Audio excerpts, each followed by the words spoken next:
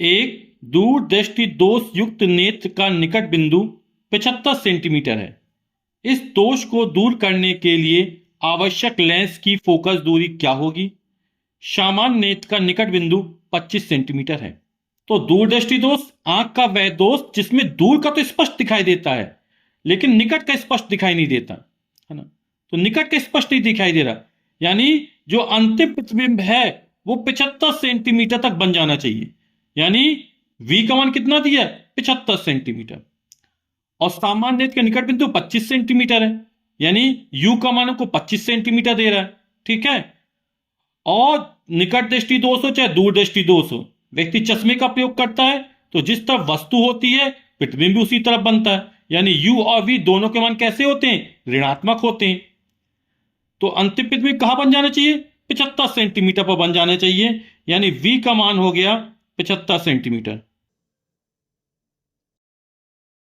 और U का मान है 25 सेंटीमीटर।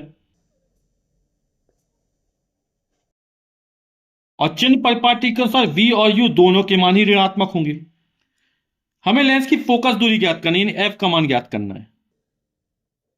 आप लोग जानते हैं कि दूरदृष्टि दोष के निवारण के लिए उत्तल लेंस का प्रयोग किया जाता है, यानी यहां जो फोकस दूरी प्राप्त होगी वो धनात्मक प्राप्त होनी चाहिए।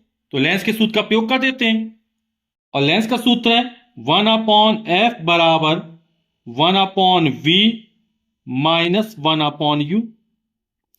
v और u के मान रख देते हैं। 1/v, v का मान है माइनस का 75 सेंटीमीटर, माइनस था माइनस लगाया, u का मान है माइनस का 25 सेंटीमीटर।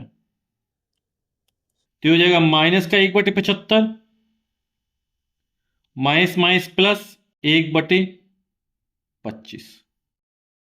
75 और 25 का जो लासा निकलेगा, लघुत्तम समाप्त वर्ग 75 निकलेगा, एलसीएम। 75 का 75 में एक बार जाएगा, एक एक नाम एक, माइनस था माइनस लगा दिया, प्लस था प्लस लगाया। 25 का भाग 75, 25 थी 75 तीन बार गया, तीन का अंश में गुणा करें, 3 एकम 3, 3 में से एक जाएगा तो कितना जाएगा?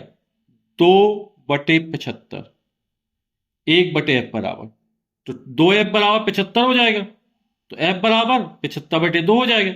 या दोनों को पलट दो तो 1/f यानी f/1 और 75/2 हो जाएगा।